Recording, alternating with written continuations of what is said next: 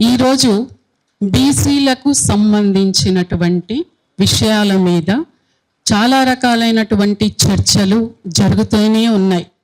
ఇంతలోనే బీసీ కులాల అన్నిటి మీద కూడా ఒక భయంకరమైనటువంటి ప్రమాదకరమైనటువంటి గంటికలు మోగుతున్నాయి అనే సమాచారం అందడం, అంటే బీసీ కులాలు విద్యకు, ఉపాధికి, వాళ్ళకు ఎక్కడైనా ఏదైనా జాబ్స్ సంబంధించినటువంటి నోటిఫికేషన్స్ పడినప్పుడు వివిధ జిల్లాల నుంచి సిటీకి వచ్చినప్పుడు వాళ్ళకు ఉండడానికి అనుకోనుగా, అంటే ఏదైనా మాట్లాడుకోవడానికి చేయడానికి ఆ కులాల యొక్క సామాజిక ఆర్థిక అభివృద్ధి జరిగే విధంగా కుల సంఘాలకు 36 కులాలకు, అంటే బీసీ కులాలకు ఒక జీవో 189 ద్వారా గత కేసీఆర్ గారి ప్రభుత్వంలో ఇవ్వడం జరిగింది. అందుకు 60 ఎకరాల 30 గుంటల భూమి జీవో 20 ద్వారా 60 కోట్ల డబ్బులు ఇచ్చి మీ యొక్క కులాలను మీరు అభివృద్ధి దిశగా చేసుకోండి అని గతంలోనే కేసీఆర్ గారి ప్రభుత్వం జీవో నెంబర్ 20 ద్వారా 60 కోట్ల నిధులు మంజూరు చేసింది. Memo number 257/D/2018 to 24 years dated 2/11/2021 memo ద్వారా కులాల సంఘాలు కామన్ ట్రస్ట్ లేదా సొసైటీగా ఏర్పడితే భవనాల నిర్మాణం, నిర్వహణ బాధ్యతలు అప్పగిస్తామని ప్రకటించింది.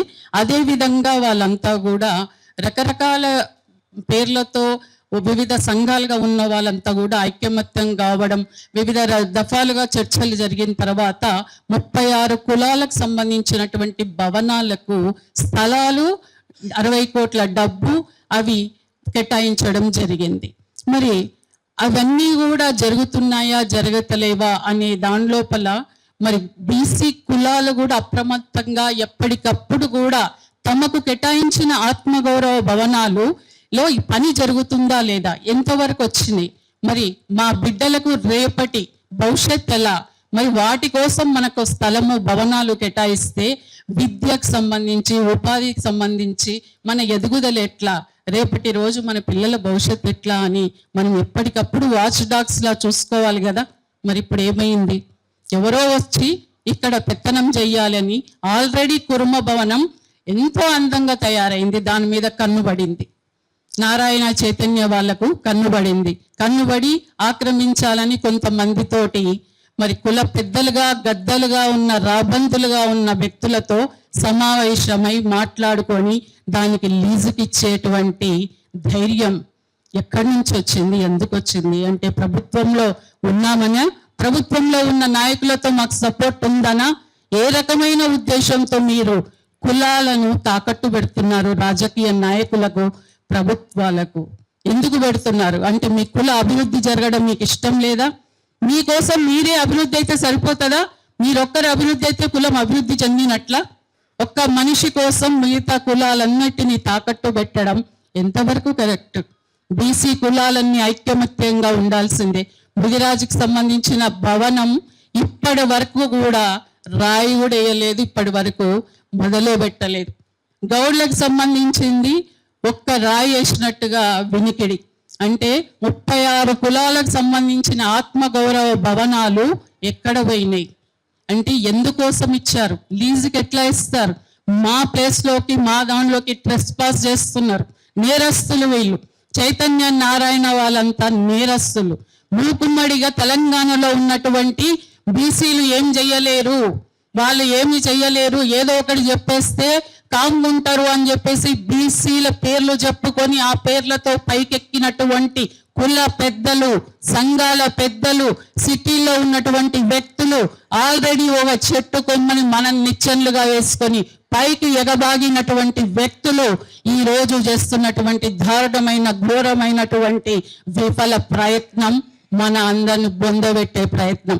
అంటే బీసీలో ఎప్పటికీ అడుక్కుంటూనే ఉండాలి, ప్రతి ప్రభుత్వాలను అడుక్కుంటూనే ఉండాలి, కుల నాయకులు కుల సంఘాల దగ్గరికి వెళ్ళి అడుక్కుంటూనే ఉండాలి. మనమంతా ఎప్పటికీ కూడా ఇట్లానే ఉండాలి. ఇదేనా మనకు కావాల్సింది అంటే మన బతుకులు బాగుపడాలని లేవా, ఎవరో ఒకరికి దాసోహం చేసుకుంటూనే ఇట్లాగే బానిసల్లాగా బతికి ఉండాలా? ఎప్పుడు కూడా ఆలోచించే శక్తి అనేది పెంచుకోవాలి. భవిష్యత్ కార్యక్రమం పట్ల నిరంతరం పోరాటం చేస్తూనే ఉండాలి. నిరంతర పోరాటం చేయని వాడు, ప్రశ్నించని వాడు, తన కులం కోసం, తన జాతి కోసం, తన బీసీల కోసం గలమెత్తని వాడు ఎప్పుడు కూడా కిందికి అణిచేయబడతాడు, తొక్కబడతాడు. పైగా మనం ఎవరెవరినో మాట్లాడతాం, ఎక్కడెక్కడ వాళ్ళనో తీసుకొచ్చాడు కూర్చోబెట్టి ఇట్లా అట్లా అని మాట్లాడతాం.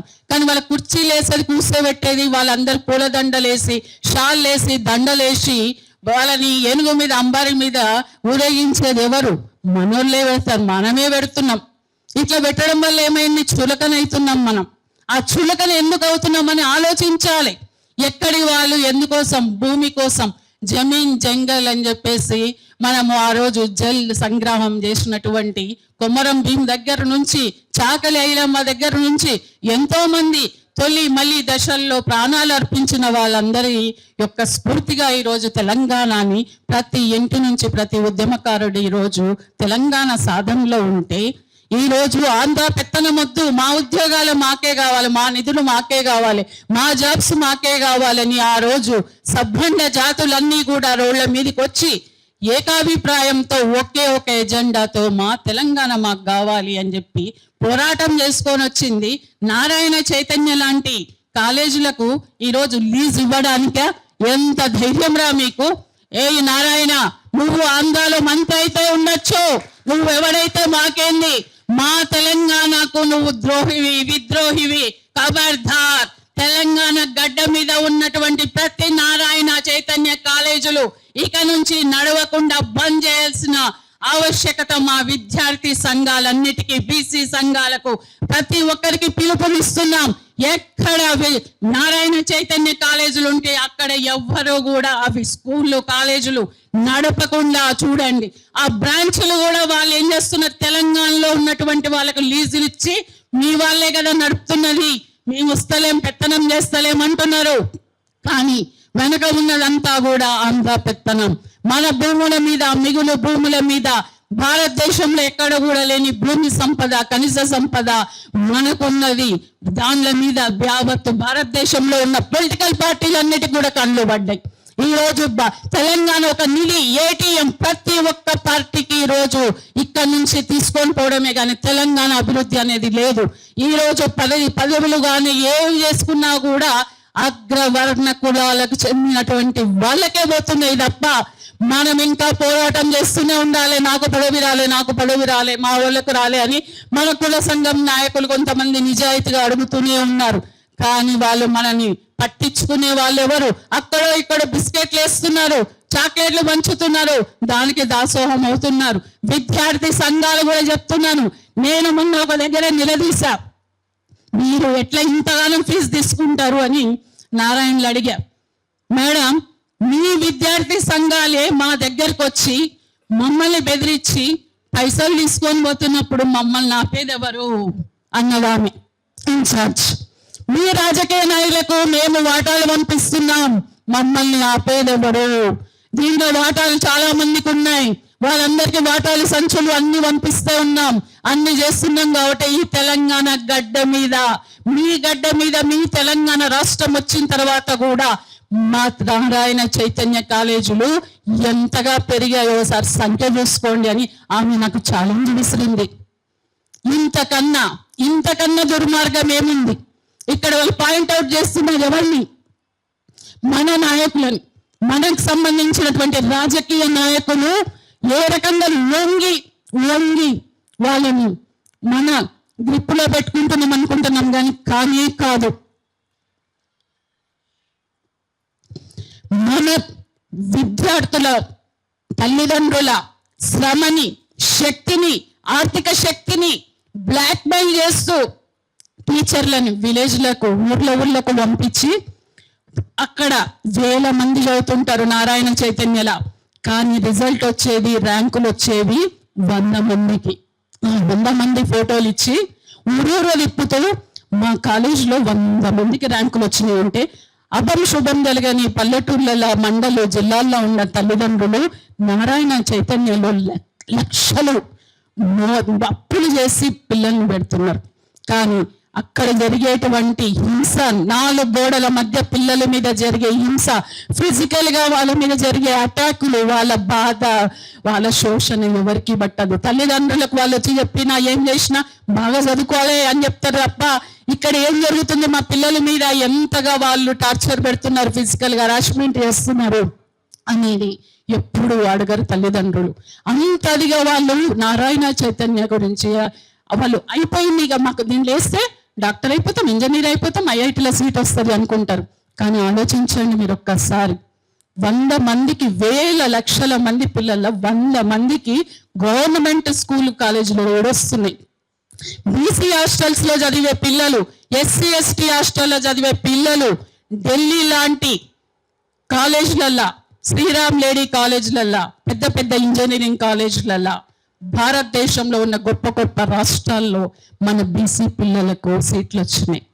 మరి వాళ్ళేం నారాయణ చైతన్యులు చదవలేదే? సైకాలజికల్ గా అటాక్ చేస్తున్నారు మన పిల్లల మీద, తల్లిదండ్రుల మీద ఈ నారాయణ చైతన్య వాళ్ళు.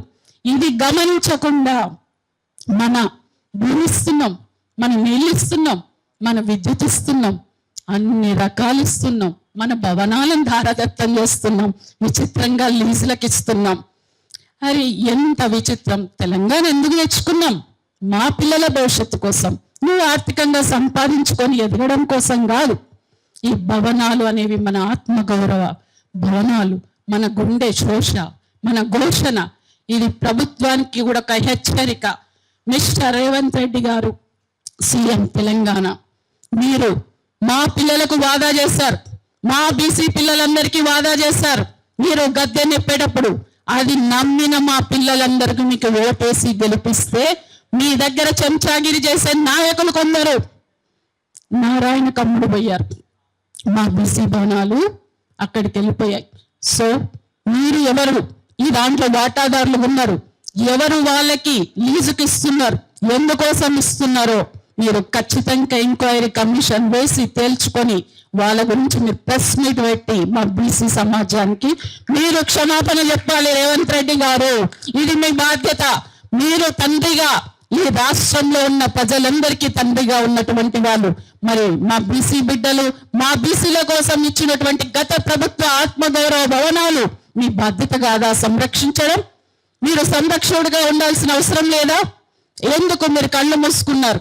మీరు ఎక్కడో కేరళలో ఇంకెక్కడో పోయి అక్కడ ఇక్కడ ఉపన్యాసాలు ఇచ్చి ఎలక్షన్లో అవ్వాల్సినవి మాకు అవసరం లేదు.